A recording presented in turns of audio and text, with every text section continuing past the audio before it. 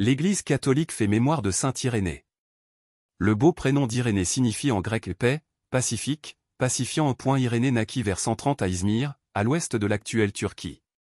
Formé par son vieux maître Polycarpe, j'ai appris de lui ce qu'il disait avoir appris de Jean et de ceux qui, comme lui, avaient vu le Seigneur. Irénée fut envoyé porteur l'Évangile en Gaule.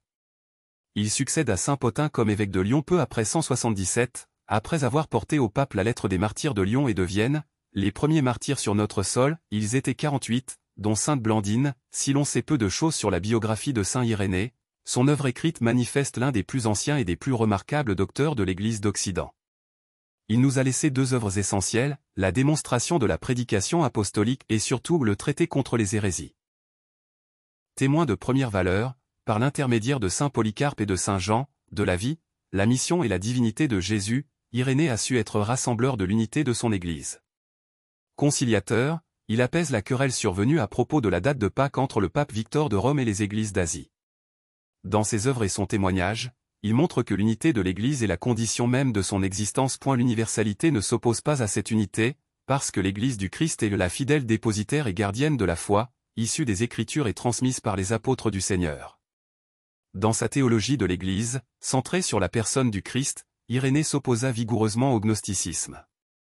À cette doctrine luxuriante où le sublime côtoie l'insolite, Irénée oppose la règle de foi chrétienne, le Christ récapitule toutes choses, l'histoire du monde, y compris l'Ancien Testament et chaque membre de l'humanité.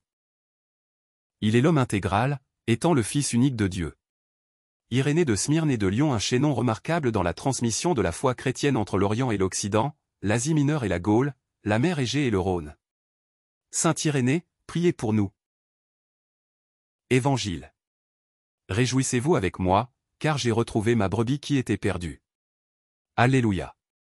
Alléluia. Je suis le bon pasteur, dit le Seigneur. Je connais mes brebis. Et mes brebis me connaissent. Alléluia. Évangile de Jésus-Christ selon saint Luc. En ce temps-là, s'adressant aux pharisiens et aux scribes, Jésus disait cette parabole.